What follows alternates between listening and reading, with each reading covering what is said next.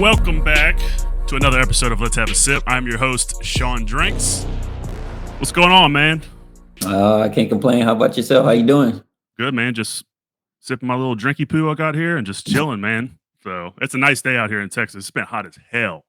And today actually feels pretty good. Like fall, like I know it's springtime, but like fall, I feel like never happens around here, and that's what it feels like. And I'm like, hell Yeah. yeah, I'm good to go today. So I'm down in Fort Lauderdale, Florida, and it's hot as hell outside. I bet, man. I saw that you were posting something the other day on Instagram. You were doing some training. It's like Yeah. firefighting school or something. Yeah. So right now I am in the middle of getting my Fire 2 certification. Once I get that certification, I'll be certified to work at any paid department in South Florida. So Nice, man. yeah, so that's the goal. I'll be done in July 22nd. So once I finish that, I'll be applying everywhere in South Florida. How long have you been training for this? So I've been actually been a firefighter for about 3 years. In November, I make 3 years. So I work at Plantation Fire Department. I've been working at 3 years. It's a volunteer department. They basically get you certified, get your Fire One certification. In order to be like full time, you have to do Fire One, Fire Two, and EMT. So I just finished EMT last year, and then my Fire Two this year. Okay, that's dope, man. I like that. So, what? So, is this like your full time gig, or are you doing something else besides that? So full time, I work for a company called American Auto Shield. It's basically like a warranty company for when people like parts go bad in the car. They call in, try to get them replaced, and I do that. I work from home during the day and then take classes at night. The grind. Okay, I got you, man. Let's rewind a little bit because I kind of want to introduce exactly like who you are, what you've done in the past, because your story is pretty interesting. So Larriques Cunningham, aka Rico, you were a professional basketball player, correct? Yes, sir. So you played overseas. So kind of where exactly did you play? My first year, I was drafted with the Tulsa 66ers in the D League. So that's how my career started. Went and did a trial for them. They were looking for a big, and I was a guard. So I don't even know why they drafted me. I left there in November. In December, went to Mexico, played there for about 4 months. Summer, kind of just grind. Then I finished up, went to Japan, played in Japan for a year, went right back to Mexico, took some time off so that I could graduate from Lee because I was a semester away from graduating. So I took like 4 months off to graduate. And then that January in 2013, 2014, I went to Saudi Arabia, played there for 5 months. It was interesting. Yeah, it and sounds like it. and then I left that, and we had our son in August. So I was like, all right, I want to do something local because the Globetrotters were starting to like use me a little bit more for like the international tours. So I was like, all right, I'm gonna do that and see how it goes. Did that for about 2 years, and then once it picked up, I was like, all right, I'm just gonna like kind of let basketball go because it's getting to a point to where now I'm gone 9 months out of the year, so really don't get to see your family. So I kind of just took a seat, took a step back, gave it up, and here I am now. I didn't realize you went to so many different countries to play. That's pretty crazy. So you went to Mexico, Japan, then back to Mexico, correct? Is that what you Yeah, said? So yeah, like that. Playing for. So you said you started in the D League, which it's the G League now, right? yeah. So at the Big time changes. you played in the D League and then played internationally. So like what were some of the major differences playing in the D League versus going to play internationally? International is more like when I went to Mexico, it was like two or three Americans per team. So it's like it could be you and someone else or you and two other guys. So it's like basically you're more of the focal point of the team. You're the one that's going to carry versus playing here in America. You got like the whole team was something in college or they were everybody was their own big player. So it's like, but when you go overseas, you have the two main guys, and then you have the locals. So it's like it really depends on what the locals are like to determine how your team is going to come out. Okay. So I mean, did y'all have like a? I mean, do you speak Spanish? Do you speak Japanese or? So we had a translator in every country I went to. Mexico wasn't as bad because back then I knew a little bit of Spanish, so I knew how to get around and I know how to get things I wanted. But Japan, that was different. Like we had a translator, but when we didn't have them, we struggled. Like we couldn't get anything we wanted. It was more like, all right, pull out your phone, Google Translate. Yeah. No, I bet so, man. I've been overseas twice. The first time was I went to South America, like Argentina, Uruguay, a lot of different places around there, and like, dude, if I didn't go with like some of the people that were in our group that knew how to speak Spanish, or we kind of had like a something similar. It was Yeah, we had a translator that was with us as well, and if we didn't go out with them, like man, like we were screwed. Um, but like my Spanish was so trash. I did like a 2 week crash course on Duolingo on like my phone before we left because it was one of those things where it was like the cross cultural trip that we were required to do whenever you're at the university. So yeah, I just kind of winged it and did that, and I was like, "Oh, I'm good now," and no, I wasn't good. So it's yeah, because it's different if you're like taking a class versus like being in like a real world scenario. You know what I'm saying? So yeah. yeah, that had to be interesting for sure. I actually got lucky with that because you have to take the trip, and I had went to Mexico twice, so they allowed me to use that as my trip. Nice. Yeah, I Well, got I mean, I was happy to go, man. I mean, it was expensive to like get everything taken care of, but like it was still so cool to go down there and just kind of enjoy the culture and the food and stuff like that. You know, we had to do like the school thing, but I mean, it was kind of like hearsay, really, because like I mean, most of the time, our professor, Dr. Hasso, shout out to him. He's a cool dude. I don't know if you remember him or not. He was in the business department. yeah, Um, you know, he would kind of let us do our own thing, and he would bring us to different spots. And one of the guys that was like with us actually, um, I think he went to Lee at one point, but then came back home to Argentina, and he just so happened to own a bar. So we kind of lived it up while we are out there. He took care of us, and it was nice. I So bet that was a good experience. hell yeah, it was. Shit, I had so much fun. I got all that shit out of my system whenever I was at Lee, man, because I was like living for the weekend and stuff, and doing all that shit. Now I'm just kind of like, if I'm out past like 9 or 10, I'm like, it's past my bedtime. It's time for me to go home. So I'm too old for that shit. I mean, I'm not even that old, but it's like I feel like things have definitely changed for the Yeah, bit. it's like For, when you work all week, it's like, all right, I look forward to doing nothing on the weekends. yeah, yeah, for sure. But but yeah, man. So I don't think you did say, but how long did you actually play professional ball? So I played, let's see, started in 2011 and I quit playing in 2016, 2017. So about 5 or 6 years. Okay. And you were saying that you were kind of going back and forth between playing professionally and then being a Harlem Globetrotter. Is that Yeah. Yeah, because so in that transition, like in 2014, we had my son, and I was like, all right, I could go overseas, but I'll be so far away. So I was like, and then I had a friend, he was like, well, the Globetrotters are looking for players. He was like, I'll send you a video. And I was like, all right, cool. So I ended up talking to the director at the time. He was like, hey, we're gonna fly you out to Vegas. We'll fly you out to Vegas for a tryout. And if you make it, we'll fly you back out at a later date so that you can be with a team. I was like, all right, cool. So I flew out to Vegas on like a Saturday night. I get there, get to the hotel, I'm relaxing, wake up the next day at like 8, walk to the gym, had a tryout. We tried out, we did like basic stuff like 1-on-1, 2-on-2. They just want to see if you actually had like the knowledge of basketball. And then yeah. it was like, all right, now you got to show us like what talents you have. So it was like me and 4 other guys trying out. So they was like, all right, y'all are all applying for like a dunker spot. So dunker is basically someone that catches the lobs, do the trick dunks, all of that. And I was like, all right, cool. So the first three guys go. One does like like a basic one hand dunk, and I was like, oh, okay. And then the next guy like barely does like a reverse dunk, and I was like, oh, okay. And then I go and I just go between the legs the first dunk, and they was like, oh shit.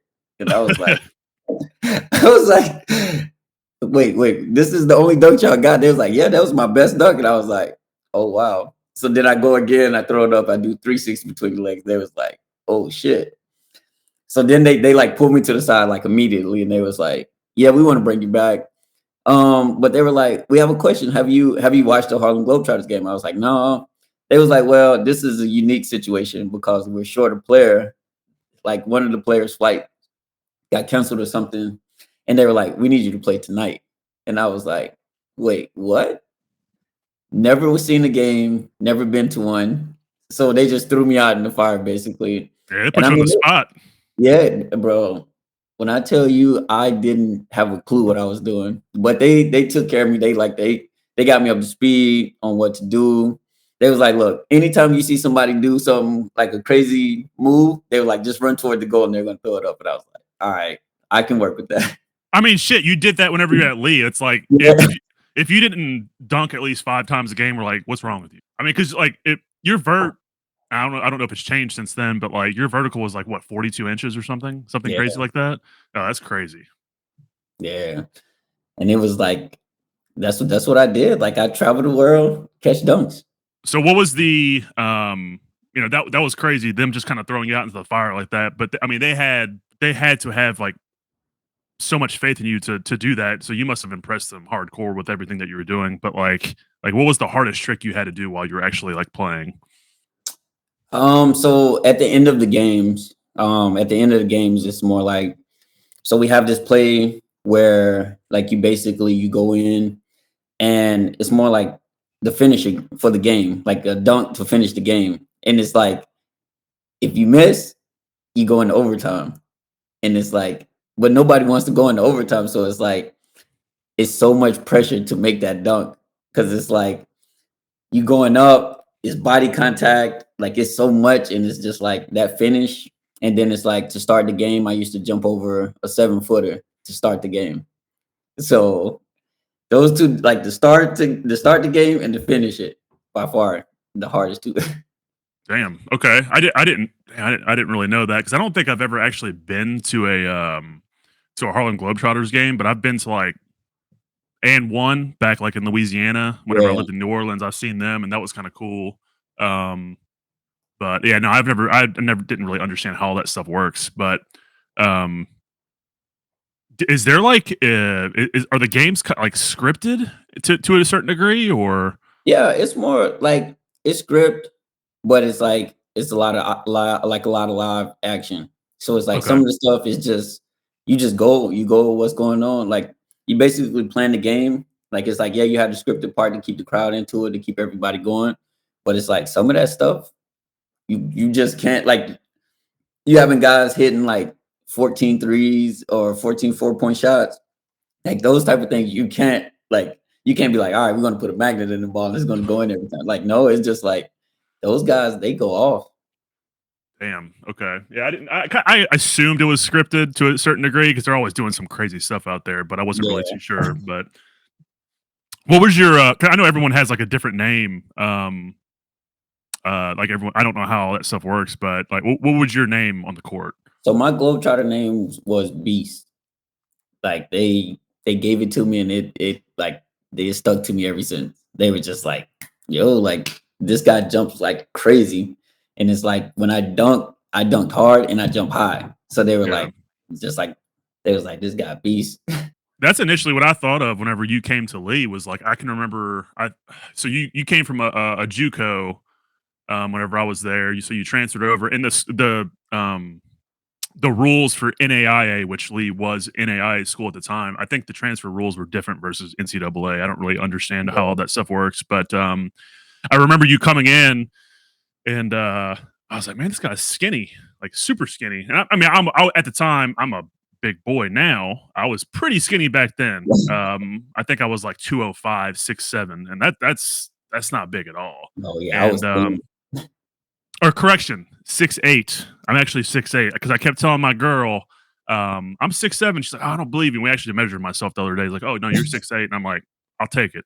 But Yeah, definitely. but no, I remember you coming into the gym, and I guess it was like they were just doing a shoot around or something, and I remember you came baseline, and I think you may have like dunked on somebody or something. I was like, oh my, and you like you literally hit your shoulder on the backboard, and I'm like, holy shit, like this guy can fucking jump. So the name Beast is definitely very fitting for sure. Yeah, So definitely. that shit was crazy. So are there different like Globetrotter teams that are traveling the country, or is there just one specific Globetrotter team? So when I was there, we had three teams. We'll have one up north, one out west, and one in the south. And then as it goes and we cover majority of the country, we always sent one team international. So you have two teams in the country and then one international. And I was fortunate to be a part of both to where I did the US tour and then I did the international tour. So I've been to like almost every state in the country. I think I haven't been to like two states in the country. I went to over 30 to 40 countries. Like, yeah, passport Damn. crazy. Like I had to get a new passport. Like it was so much fun. Like I've basically been so many places. I've got to see made so many connections, so many good friends. Like I still talk to a lot of the guys that I play ball with. Like the guy that I played ball with in Mexico, we still talk. My friends in Japan, like the basketball world is definitely like well, sports world in general is definitely like you meet a lot of great people, a lot of good connections. Oh, for sure, man. That's definitely no doubt with that. Um, so have you met? I can't remember their names or anything like that, but have you ever met any of the original Globetrotters, or are they even still alive? Yeah. So Sweet Lou, he's the coach. He was one of the originals. I actually met Curly Neal before he died, so that was really cool. Like I met him out in Atlanta. Um, he was coming out to do some PR, and he ended up like getting on the elevator with me. I was like, oh, like it's like you're shell shocked, but it's like you're a globetrotter too. But it's like to see like those guys, like those original guys, is crazy. Yeah, that's funny that you bring that up. Like you're like shell shocked when you meet someone that's famous, and that's something that like I never really want to be. Is I never would want to be famous, just because like you wouldn't be able to have a normal life anywhere you go. Like if No, you go out to a restaurant or whatever, like you like people are always coming up trying to talk to you and stuff like that. So it's like, and like if I ever do see someone that I'm like, following Instagram or some sort of celebrity, I like, it's cool to see them in person, but I try to like not talk to them because I'm like, yeah, who give knows me how many? straight. Yeah, Yeah, because I mean, people try to. People treat them like they're an alien, like they're like they put them on some sort of pedestal, like they're higher than you know what I'm saying? So yeah, that's but it's still that's super dope that you were able to connect with those people, man. That's awesome. yeah, for sure. But yeah, so so D League, you went so played overseas, and then did the Globetrotter gig, and then now and correct me if I'm wrong, but you were at one point were a juvenile probation officer, right? Yeah, I did that for I want to say 2 years. Okay, what was that like? It was definitely a culture shock. Because like coming from Georgia, moving to South Florida, like it's everything is hot. It's fast paced down here. It's move, move, move, move, and in Georgia everything's slow. Um, but it was like coming down here and just to be a part of the community to like help these kids out because it's like it's so many kids that don't have that support, and it's like you're basically like the parent. Like they look at you as the parent because it's like you spend so much time with these kids, and it's like I did it. Like I loved the job. I enjoyed it so much. Um, so many kids I helped graduate, get off probation. I had one kid that he changed his life around. Like he was in trouble all the time. He was in and out of programs, and it's like he graduated high school. He was trying to go to college, and it's like to be that positive figure for these kids. Like it was definitely worth it. and I enjoy like every second of it. That's cool, man. So do you feel like kids that go into the juvenile system more so end up coming back, or do you feel like there are more of them that come in are actually being rehabilitated to be successful for life? I feel like the system is it's the person. Like I feel like the person that they connect with, they have to care. Because if you don't care, if they get these people that don't care about them and just trying to go through the motions with them, a lot of these kids they just come back, and it's like a cycle. It's like you're basically preparing them to go to jail or prison. But it's like if you could stop or try to do anything you can to change that, or just intervene, or just show them that you care, then they'll put the effort. But if you don't give the effort, it's just like it's just a cycle. It's just a Yeah, cycle yeah. until they get old enough, and then it's like once they get older and they're charged as an adult, they're no longer in our custody. Because once they get trial as an adult, we lose them. Yeah, that can be crazy, man. I can't really fathom how that whole life is, because I mean, growing up, I was very fortunate to have like parents that were doing their best to take care of me and stuff like that. So I was very fortunate to not have to go through that. So Yeah, yeah, that's pretty dope that you did that, man. That's cool. And you said you did that for 3 years. two.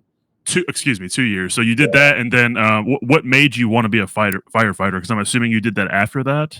yeah. I was doing probation, and I was like, being an athlete, sitting at a desk is the hardest thing in the world to do.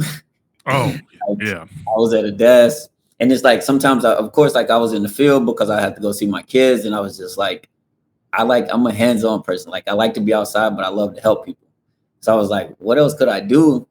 And it was crazy because at the time I was looking at the process. I was like, I had everything mapped out of how I was going to get it done and how I was going to become a firefighter. And I ended up, my girl, she went to the park, and it was like they had like the fire department there, and it was like become one of us, and it was like a volunteer program that they give. And I was like, oh, that's the perfect way to start. Like that's my foot in the door. And I applied. They called me back. I went through the school. The school was like 6 to 8 months, and so I was in the middle school doing that. I was working full time, and COVID hit. So COVID hit right at the end of my, like right when we were like 1 or 2 months from graduating. COVID hit, so it froze everything for me. So I was in the middle. So I was still working, trying to become the firefighter. COVID hit, and they were like, "All right, so we're going to have to shorten it a little bit, but and space out the classes." But they were like, "You'll still be able to graduate. It just may take longer." So I was like, "All right, cool." So we back at class grinding. We finally finished, and now I'm at the station. I have my gear. I can respond to calls. I can do everything just like any other firefighter. that's dope, man. That's pretty cool. So all right, hands down, craziest call you ever had to go on. I haven't. I've missed, like my first call was I had to respond to.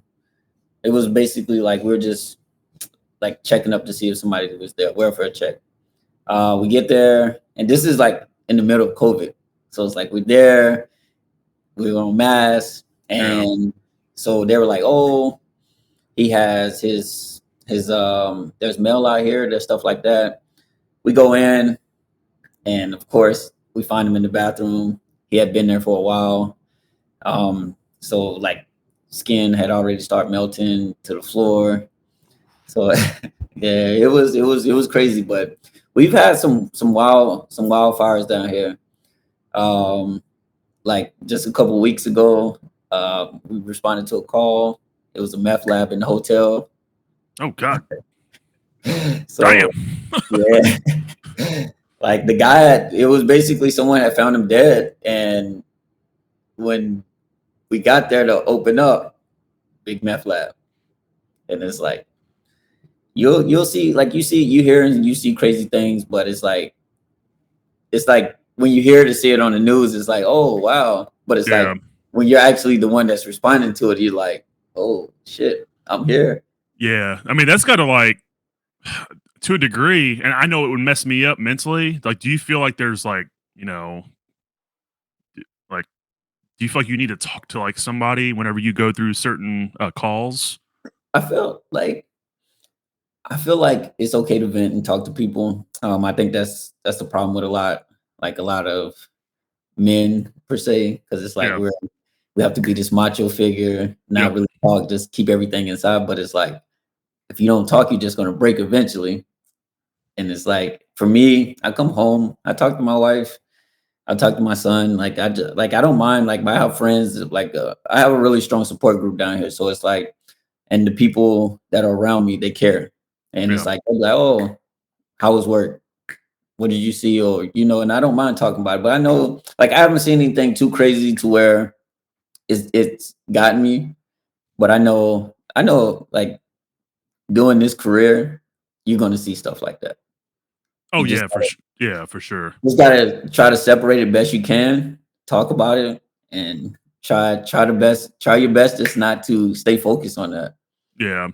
Yeah, it's interesting because, like you said, men normally are trying to, like, be macho and stuff like that because they don't want to show their feelings, and that's one thing as I've gotten older is like I don't do that. Like if I need to vent or talk, I make sure I talk to those people that I know that will listen and give me positive feedback or constructive feedback, whatever it may Yeah, be that I'm kind of talking to them about.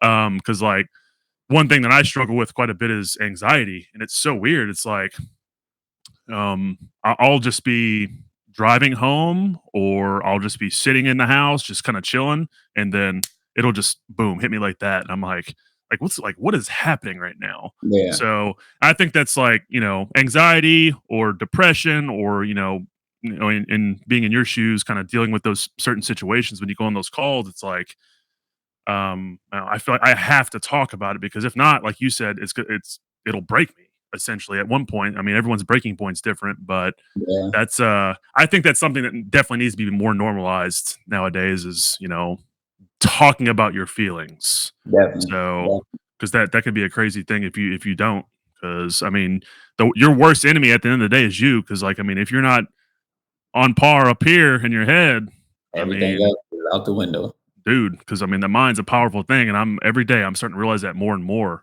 And it's like one thing that my girl and I are trying to do right now is just get back to a healthy lifestyle in regards to like eating and just working out in general. Because like I've been off the wagon for a long time, probably a little bit over a year. Haven't really done too much to kind of take that first step, but that's what it's all about is taking that first step and then getting over that hump. And then once you can kind of change your lifestyle, it just gets easier from there. So, but Yeah, yeah, yeah.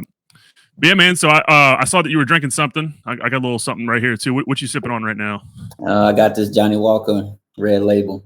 Oh, that's right. Yep. Yeah, some scotch. Yeah, I've I've sipped on some Johnny Walker here and there. I'm more of a bourbon guy, but I'll sip on some scotch every once in a while. But I don't think I've ever had the red label. I've had double black or the black black, or which.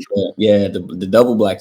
I just recently got on. My A lot of my friends that I have down here, they're a little bit older than me, so it's like they started drinking like the whiskey and the scotch, and like to them, they went away from that tequila and like the vodka and the rum, and I was like, yo, they go to different places, they get like these age whiskeys, and I was like, yeah, just bring me some back, like I'll try. And then it's like they always bring me stuff, so I was like, all right, I'm cool with it. Like this is free alcohol.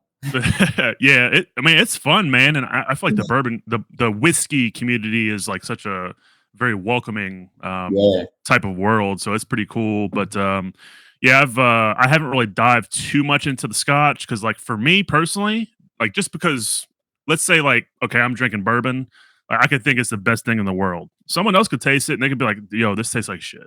yeah, So yeah, just because I like it doesn't mean the other person's gonna think it's the best thing ever. But like I've had some scotch that's like super good, but like I feel like it's very smoky and like meaty tasting, like meat. yeah, And that's just not for me so much. yeah. They have a few that I was like, yeah, this ain't it. Like when he brought this, I don't recall the bottle that he brought, but he had brought one bottle, and I was like, yeah, you can take this back home. I'm never going to drink this one. Like, Man, like it's funny. I've always been into whiskey, but I never like really have taken the time to start like buying bottles so much until I actually moved to Dallas. And once I started buying all these bottles, whenever me and my girl moved in together, she's like, "I didn't realize you liked whiskey so much." And I'm like, "Well, never really had a place to put them because, like, for work, I was always traveling and stuff like that, and never really just bought stuff because I was never home. So, yeah, and right now, I have like 120 bottles of whiskey. So it's a lot of stuff, man. But it's so fun. Like, I love just like being able to buy a bottle, see if I like it or not, and I mean, it can be an expensive habit. I mean, yes, it could be super expensive, but I mean, it's fun, man. I like connecting with people in the whiskey community and just kind of just talking shit and just enjoying the whiskey, man. Because whiskey's meant to be drank, that's it. and like I can't really fathom like thinking about buying a bottle of whiskey and not opening it up because like so my girl is in the insurance world and Yeah, they do like high net worth insurance, and she was showing me something about like somebody was trying to get a bottle of whiskey insured. And it was like $200,000 bottle of whiskey, and I'm like, why? That's so expensive, and they're not even opening it. Like it's crazy. people have their things. They like to collect stuff. You know, it is what it is. Like I'll use like so I got a pair of shoes back here. I like shoes. I wouldn't really call myself a sneakerhead or anything like that, but I had a guy come on a couple weeks back, and he owns a consignment shop up in Mhm. Chattanooga, Tennessee, and it's called Free Agency Tennessee. Shout out to Brian Sullivan. He's he's pretty much the plug in Chattanooga and the surrounding area for like any exclusive like J's or Yeezys or whatever is kind of like hot at the moment. And Yeah, so whenever he was on, in the background you see all these shoes and these racks and stuff like that, and they're still in the box because like if you don't have the box, whenever you have your shoes, like the value will kind of drop if I'm not mistaken. I think that's what he told me, but um I asked him, I was like, "So I'm assuming you're in your shop right now?" He just mhm, starts laughing. He's like, "Nah, I'm in my house. I'm in the back room." And I'm like, "Dude, how many shoes do you have?" I don't remember exactly what he said. I think it was like maybe like 300, 400 pairs of shoes. And I'm like, "Holy shit, that's crazy." But it's like the same thing with whiskey. It's like I have a lot of whiskey. It's just yeah, everyone has their thing. So, but but yeah, man, bourbon's my jam. I mean, I just picked up a bottle yesterday right here. It's oh, I'm like backwards over here. Oh, I'm not sipping on it right now, but yeah, I'm drinking my some Happy Dad. It's a hard seltzer. yeah, I'm not a dad, but that's just what it's called. But no, I ended up grabbing some of this. It's Timbercraft whiskey. I don't know if you can uh-huh, see it. I don't know if you can see yeah, that or not, but so there's this spot that I go to. I made a good relationship with the guy that runs this store. Shout out to Scott at Lucky Liquor. He's a cool dude. Him and his staff. He let me try a sample of this, and I was like, "Damn, this shit's good." So I ended up buying a bottle, and that's some good stuff, man. I normally go for like higher proof on whiskey, so like 120, 130. yeah. But this is 98 proof, and it's some good shit. I like it. It's I don't know if you're very familiar with like what's what, but it's MGP. Uh-huh. So that's Midwestern Grain Products, and it's their juice, for lack of a better term, is distilled in Indiana. That's what Midwestern Grain Products are. Mhm. It's so good, man. I feel like so many companies are MGP now because Yeah. it just is what it is. And I'm green behind the ears. I don't know much. I don't know. I'm still learning I and stuff like that. But I'm the same way. Like I don't know, like I don't really have like a lot of the information, but it's like I can talk about it if you give me somewhat information and I can go off what I have and just build. hands down, best whiskey you ever had. Tough question. I know. I went to DR and I don't remember what it was, but they had some in the room and it was like I don't have a clue what name it was, but it was something from DR that they have. They're like their own brand, and it was by far like it was real smooth. It went down like no hangovers. Like it was really good. I just what is DR? I'm not familiar with what that is. Dominican Republic. Oh, okay. I was like, what are you talking about? I thought it was like a local I like was trying to restaurant or something. no, I was trying to think of the name of like the city, and I couldn't. Like I was drawing a blank. But no, we went to Dominican Republic for our anniversary, and we stayed at this resort, and they have like they give you like the bottles, like they had bottles in the room, and it was all whiskey, and it was like this one brand that they had. It was like their brand, Hmm, amazing. okay. But you don't know what it was I though? don't- I've never saw it. So it was like, because it was like, even when we were walking around, they was like, "Hey, you have this whiskey in your room. Could you bring it to us?" And I was like, "No, like I actually like this." Yeah, you have to kill me for that, man. Y'all fucked up. Y'all shouldn't have left it in my room, man. Nah, Yeah, but I had my dude, my favorite whiskey. I don't have a bottle of it because it's like almost impossible to find it. And if you do find it, you're probably gonna pay like $1,000 for a bottle or more because the secondary market is insane. Because like I mean, people will like buy bottles and like flip them, or stores will just s- you know sell them or price gouge on these bottles because they're so hard to find, and they probably know somebody's gonna come in there and pay for them, which I wouldn't because yeah, I can't justify paying that much for a bottle. Like if that shit doesn't get me instantly hammered, like it's not worth it. So I don't get hammered all the time. I'm not an alcoholic per contrary belief or whatever, but per I said that wrong. Per popular, I don't even just don't even listen to me. But no, it's called George T. Stagg. It's a Buffalo Trace product. uh-huh, It's a part of their antique collection. So for short, it's BTAC. So Buffalo mhm, Trace Antique Collection. Me and my girl went up to this spot up here in Dallas, some steakhouse called Albernays. Pretty good place, and they had a very good selection of whiskey. And I think it was like Valentine's Day or something, and I saw that they had that on their bar, and I was like, I want a pour of that. Give me that. And like, if you're gonna pay for a pour of like something so hard to find, like you're gonna pay a lot of money for it. So yes, I think it was like $50 for like a 2 ounce pour. It was insane. But I was splurging. And I was like, we're just gonna enjoy the day. And man, it was hands down that was so fucking good. And I wish I had a bottle of that stuff, but I'm not paying that much for a bottle. So yeah, because it's like I have it, but I can't drink it fast because I'm not going to get another bottle. But it's like you enjoy it. yeah, for sure. Contrary to popular belief, that's what I was trying to say. I couldn't even say it. My mind's so weird, man. I'll get like tongue twisted and stuff. No, this is super random. So I got a joke for you. All right. Or it's maybe like it's like I guess it's kind of a joke, but I'm not a fucking comedian. I don't claim to be, but it's like if you really think about it, stuff's not really on fire. Isn't fire on stuff? Exactly.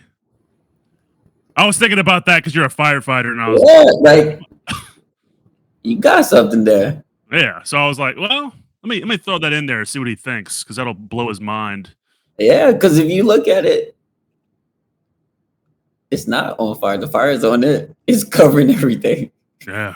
Think about that. You know what's okay? That makes me think about something else. So, I talked to a couple people about this recently because I'm gonna get a little weird and creepy right now, or a little supernatural, because some weird shit's been happening here lately.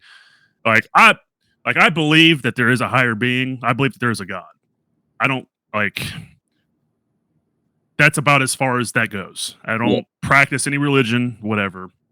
But so last Sunday, I had a dream, and it's kind of one of those things where like you don't really remember the dream once you wake up, but then like I guess like as the day progresses, you're like, oh, I had this dream about whatever. Yeah. So I had this dream, and it was one of my employees, and I'm a manager at UPS, and it just depending on the day, I have to manage X amount of employees, and so in the dream, one of my employees came to me, super great guy. he was in his uniform, in the brown uniform, and he was like, "Hey man, I'm gonna go act now," like because he was trying to be an actor. And I guess he did some stuff with some agency here in like the DFW area, so Dallas Fort Worth. Yeah. And he was like, "I'm gonna go act now. I'll see you later, man." And then that was the dream. Like that's all I can remember. So Monday morning, one of my coworkers calls me, another supervisor, and he's like, "Hey man, did you hear about so and so?" I'm not gonna put his name out there, but I was like, "No, what happened?" He's like, "He passed away," and I'm like, "What?" I'm like, "Are you?" I was like, "You're kidding right now, right?" He's like, "No," and then I immediately told him about the dream. That's like when I started remembering about it. I was like, "Dude, I had this dream about him," and instantly I had goosebumps, and I was like, "What is happening right now?" It That's was so wild. weird. And so another crazy thing that happened, I think it was either a day after or a couple days after, my girl was telling me that she had this dream about um I can't remember specifically what it was about, but it was like birds being dead or birds trying to attack her or something to that effect. I don't really remember. Excuse me. And so she was like, "Yeah, so I had this weird dream and like the next day I was driving and like a bird was like fly like birds were flying into the car and stuff like that."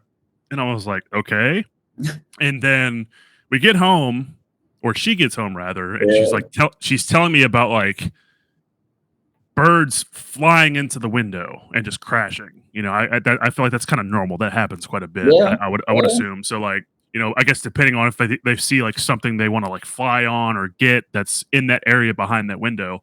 Yeah. And she was like, "Yeah, these birds just keep flying into the window." And it wasn't just like one window in the house; like it was like in the living room, the bird would fly and it hit the window, and in the closer to the back door, they would fly, hit a window or whatever. I'm like, that's kind of weird.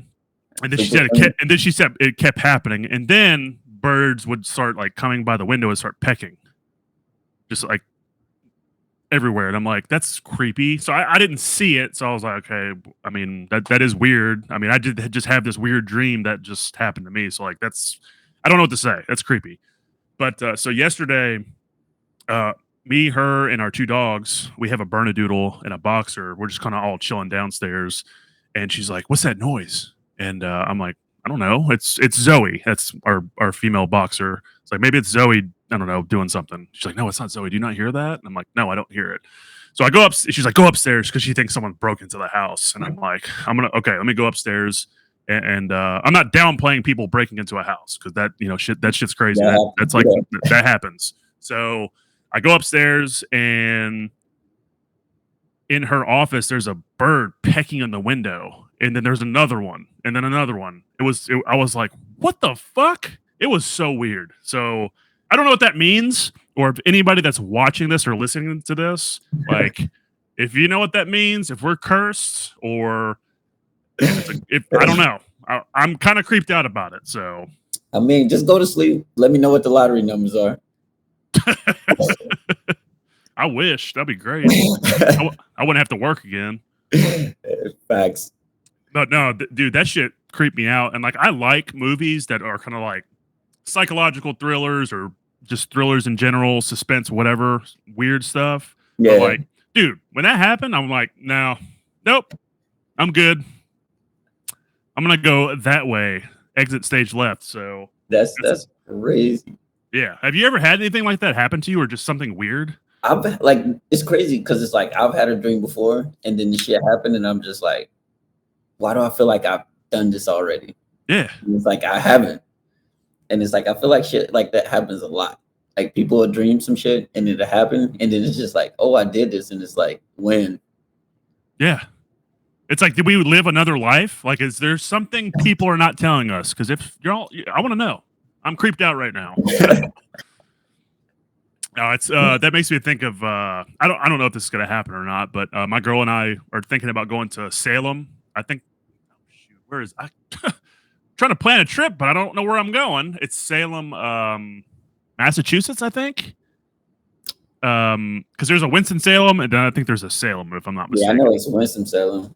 I think there's a Salem, Massachusetts. Uh-huh. I could be wrong. Excuse my ignorance, but we were thinking about going to Salem for Halloween because I think that's where like the Salem witch trials happened, and I'm Mhm. like that would be kind of cool to do something different, get out of town, travel. I like traveling, and I was like, let me do that. So like now I'm thinking like maybe I don't want to go anymore because I feel like other weird shit's gonna happen. Yeah, you definitely gonna get something out there. Ah, man, it's crazy. That makes me think of something else. So originally, I'm from New Orleans. I don't know if you knew that or not, but um, this so I got dislocated to Tennessee after Katrina, and then at some point, my mom and I went down back to New Orleans just to visit, get some good food because, like, man, the food down there is so dope. It's so Yes, good. yes, Um, that's one thing I definitely do miss about being home. Is definitely that, and then the culture because it's just so unique. But that's besides the fact. Um, I remember we were walking in the city somewhere, and she was like, "Hey, I'm gonna go into the store." I was like, "Okay, cool. I'm just gonna walk over here, just look around, whatever." And I saw this voodoo shop, and I'm very open minded and interested in a lot of things. And I just happened to walk into the store, didn't think anything of it. The door was already open, but nobody was in there. And I'm walking in there, they got all this creepy shit. It's a voodoo shop. It's gonna have creepy shit in there. yeah. And I'm like, I just felt like I shouldn't have been in there. And I was like, you know what? I don't feel like I should be in here right now. They're just like I felt like something was like kind of hovering over me, and I was like, I'm getting out of Yeah. here. Fuck this. So yeah, no, I don't know.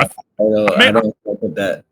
I'm making it seem like a whole bunch of random crazy shit happens to me in my life, but it doesn't. Like I'm a pretty normal guy. I go to work, hang out with my girl and our dogs, and do whatever, and we just chill. So like, but I don't know. That's weird. It probably didn't help that I was watching War of the Worlds before we started this show. So Yeah, real supernatural shit. yeah. But all right, brother. Hey, I appreciate you getting on here. I'm gonna go ahead and wrap it up. No, not a problem. Yeah, appreciate you getting on here and just shooting the shit with me. It was great. Till next Nah, time, everybody. Y'all have a good one. Peace.